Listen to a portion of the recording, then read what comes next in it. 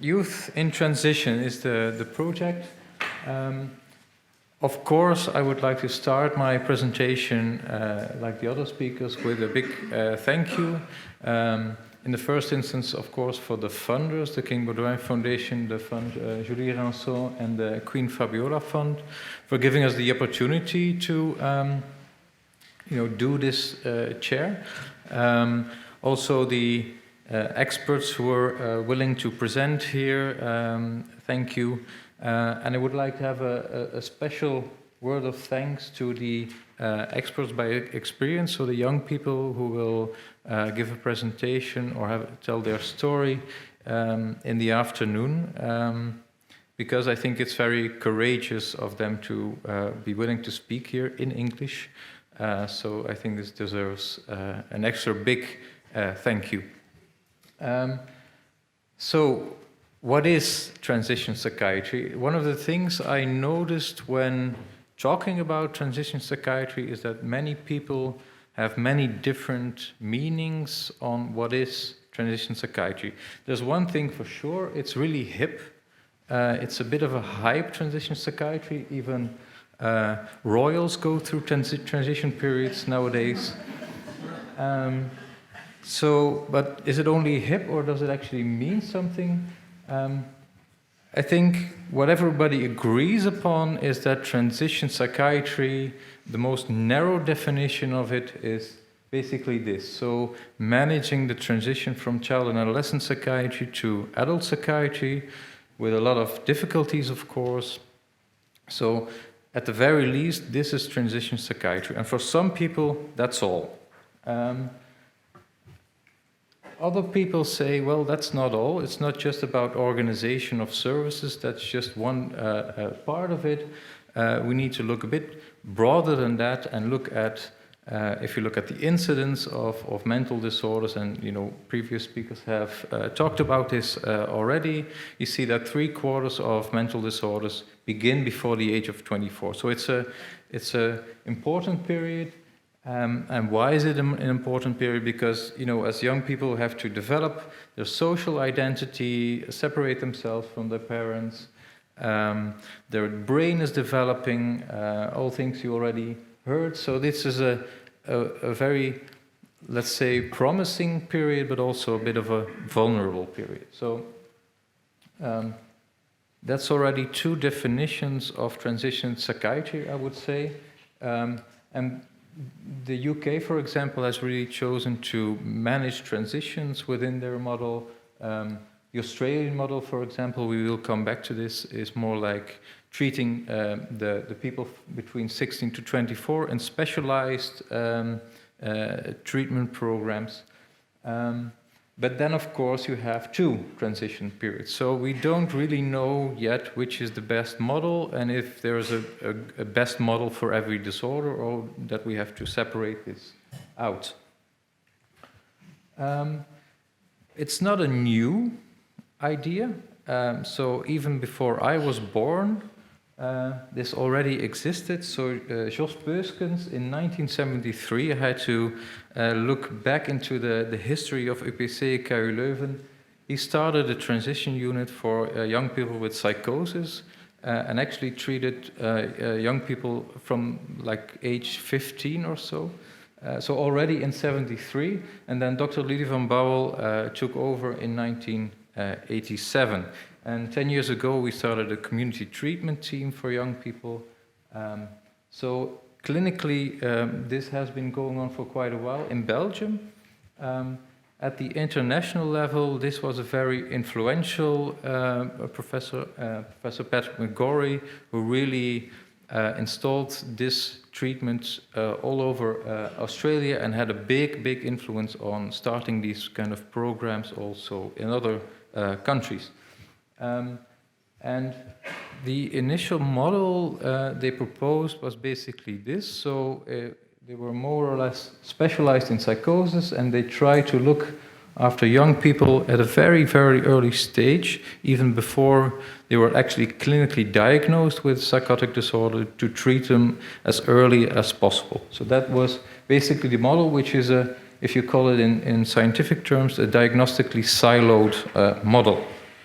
And so much of this clinical work was influenced, I think, by the work of Jim van Os. So I'm happy he's here with us today. Welcome, Jim. And in his group, where I was part of for, I think, 8 or 9 years, we worked on the psychosis continuum, which is basically stating that psychosis is not a clinical disorder, but has a distribution in the general population, and so you have different levels of vulnerability and expression of psychosis. And so if you put this in sort of a developmental model, this is what you would get. Jim called this the psychosis proneness persistence impairment model. So you have a certain vulnerability. This can lead to persisting psychotic symptoms, which remain subclinical. And then in some people, this may invoke a clinical transition or transition to a clinical disorder. So basically, what you see is that in adolescence, you have a peak of symptoms, also of psychosis, and also there's a vulnerable period.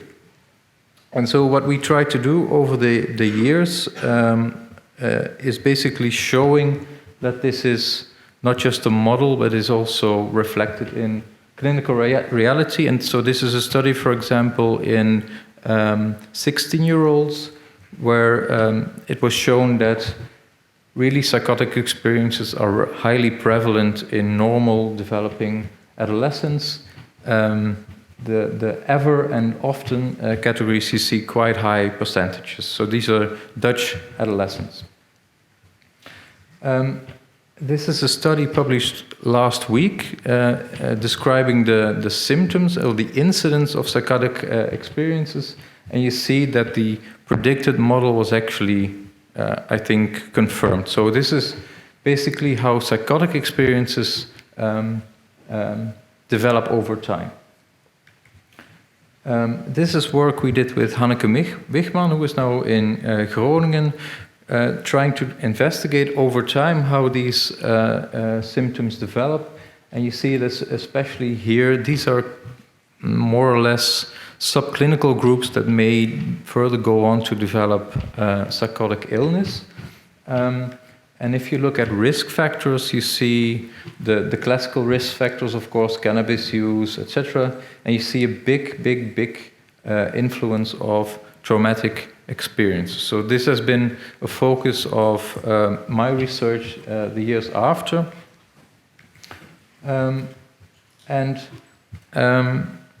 We also looked at transitions from, let's say, the mildest to more severe psychotic symptoms. So these are psychotic experiences that people themselves say, yes, I have these experiences once in a while. And these are symptoms of which clinicians say, yes, this is truly a psychotic experience. So we looked at transitions from one to the other. And, well, what we found is that, of course, people who have self-reported experiences have a higher risk of developing validated psychotic experiences. And this is what we call homotypic continuity. So symptoms of a particular disorder predicting transitions to a clinical disorder. So if you want, this is another level of transition psychiatry, really studying transitions along the axis of subclinical mild symptoms to the development of actual disorders. There's more, however, which is this, in that this didn't just predict transitions to more severe psychotic symptoms, but also to other psychiatric disorders, for example, mood disorders, anxiety disorders, etc. And this is not just one study. This is a study published, I think, 2 months ago in JAMA Psychiatry, where the Australian model was tested, and they assigned clinical stages to their adolescents and young adults presenting with anxiety, mood, and psychotic symptoms. And so they investigated transitions between non-specific stages to attenuated, so milder symptoms, to actual transition to a clinical disorder. And also there, you see that psychotic-like experiences we're actually the strongest predictor of transitions, not just to psychotic disorder, but to any mental disorder. There are a few other significant predictors, of course, age, because this is a time effect. The longer you're having symptoms, the more likely you will have a disorder, and a few others, but not many. And so, yeah, the model which is used nowadays is not a diagnostically siloed staging model, so you don't stay within a given disorder. So actually what we say is we don't really know what their diagnosis of young people will be. They have very unique patterns of psychopathology that are very typical for a given person, and only over time will we know if they will develop a disorder, and if they do, which disorder this will be. And I think this is an important lesson that has been learned from the Australian model, that not just what we call homotypic continuity should be studied, but heterotypic continuity is actually as important or probably more important. So, and also the clinical model we need is really this one. And so this is why, for example, the International Early Psychosis Association, IEPA, is now not called International Early Psychosis Association, but it's called the Early Intervention in Mental Health. This is really reflecting this, we don't know what will happen in the future, we want to take care of your symptoms as they are present here and now.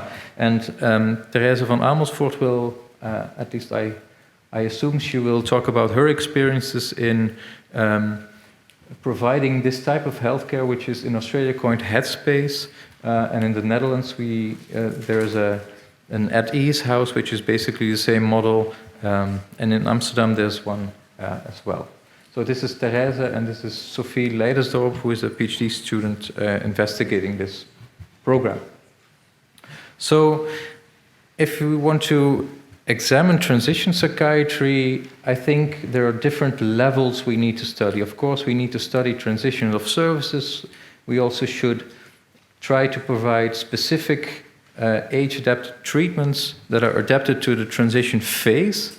And then more at a fundamental level, we need to really study how transitions from clinical or from subclinical to clinical emerge, and how transitions from undifferentiated to differentiated symptomatology emerge, because this is what will lead us to the clinical work in 10 years, I think. So, just to go over how the chair of transition psychiatry in Flanders will try to do that. I have to say, not all of this research is funded by the King Baudouin Foundation, but all of it is under the umbrella of the chair of transition psychiatry. So, for one, KU Leuven was part of the Milestone project, which was really the project examining how transitions in young people are actually happening right now in the clinic. And this was the work of Piet Tremmery, a child psychiatrist who worked in KU Leuven, and Gail Hendricks, a PhD student. And KU Leuven was responsible for the training work package. And so a number of papers have already come out. And they're not really encouraging right now. So, for example, only in 2 countries transition is part of the training of young trainees in psychiatry, and only in child and adolescent psychiatrists. So this is an issue, and if you ask European trainees, do you need more information, do you need more training, 94% of them says yes. Yes. So only 27% says, no, I have good knowledge about transition. So this is clearly a problem. It's, well, suboptimal may just be a euphemistic term to describe it, I think. So education and dissemination will be a vital part in what we will be doing. We will, of course, train the trainees, and we will discuss with the other universities, because this is an inter-university course, to really integrate this into the training package, of course.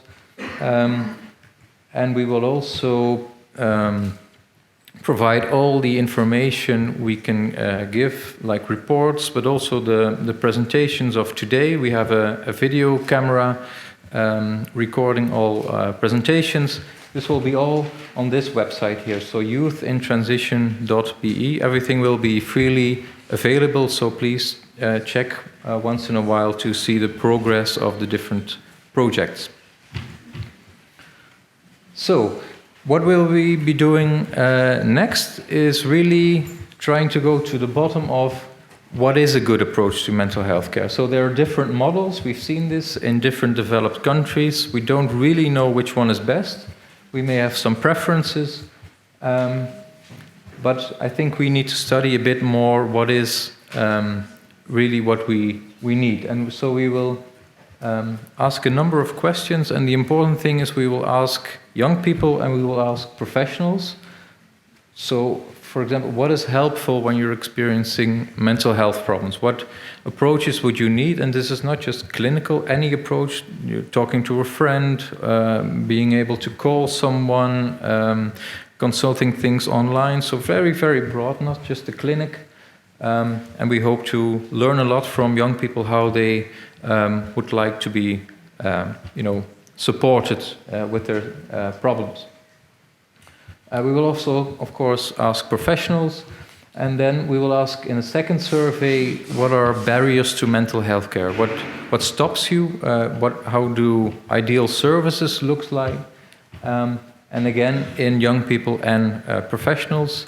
And then the final part is what are differences between young people and professionals, and then doing a Delphi study. So a Delphi study is basically bringing together all the opinions of both young people and professionals and trying to, over time, come to a sort of a consensus statement to really, provide concrete policy recommendations. So that's the idea.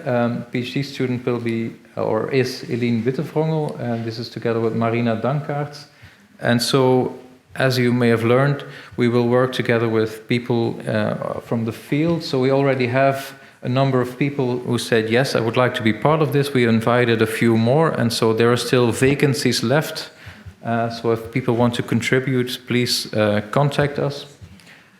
We will also have young people, of course, in this expert team. And we intend to work together also with the networks. We have a meeting next week, so I'm excited to learn about their ideas. So this is basically what we will be doing, and this team will be integrated in how the research will be set up, in the recruitment, dissemination, the organization of symposia, of course, if they're willing to do so. At least we are willing to really involve the field and people interested in transition psychiatry in this project. Okay, third big thing we will be doing is trying to provide age-adapted care, and we decided to focus on social interaction problems because this graph is from a study we did in Flemish adolescents. And what we very clearly saw is that social interaction problems were a major driver of mental health complaints. And we think that this is a transdiagnostic problem, so it's not specific to any one disorder, and we can really help young people train this. And we thought this is a good way of training. If you can do this in virtual reality, you really can control the environment, you can control the interactions, control the people, and work slowly towards, real life. And so we have the software since December. We have trained psychologists since December, and so.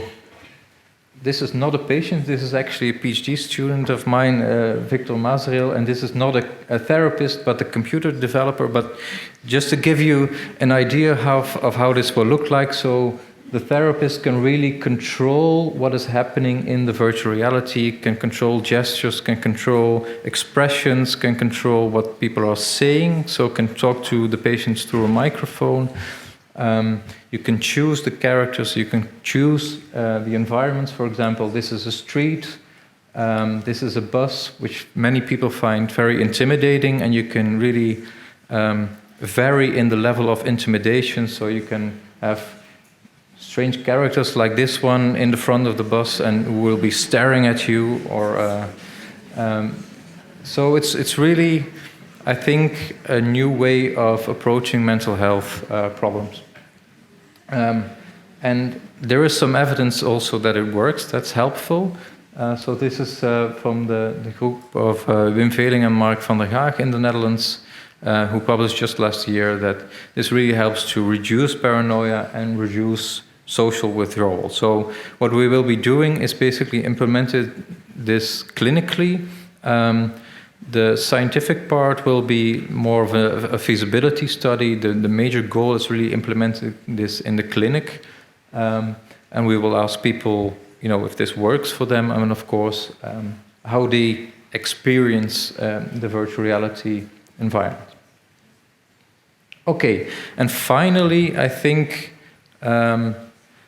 we don't just need very, very applied clinical research, we also should remain focused on finding new models, finding new methods, finding new treatment approaches. And so what we will be doing is